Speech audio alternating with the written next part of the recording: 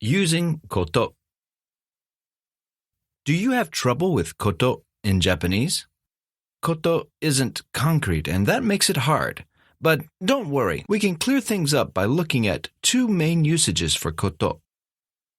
First, koto means a thing that is intangible. And the second usage is that it is a nominalizer, which is a fancy way to say it makes verb phrases into noun phrases. Let's go back to koto as a thing that is intangible. Both koto and mono mean thing, but mono is a concrete thing and koto is an intangible thing. Now let's look at two useful examples.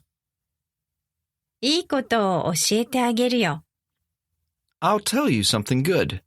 In this case, the koto isn't something that you can touch or hold. Example 2. 面白いことがあったよ。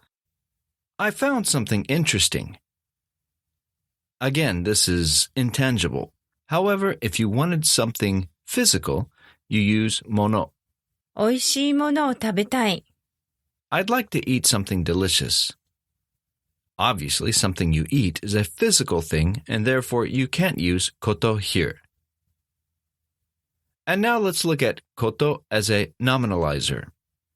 A nominalizer simply means koto can change the preceding verb or phrase into a noun phrase. This allows you to use a verb or phrase as if it were a noun. Let's look at a few examples.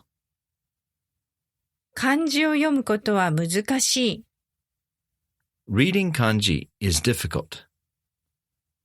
Kanji o yomu is a complete sentence in itself, but you can't directly say that it is difficult. If you change it into a noun phrase, however, you can. 学校を辞めることを考えています。I'm thinking of quitting school. By making it into a noun phrase, it gives you something you can think about. While this won't solve all of the koto confusion, it should help. Now remember, this can either be an intangible thing or nominalizer. Now let's look at a few idiomatic usages of koto. ことがある。Have done.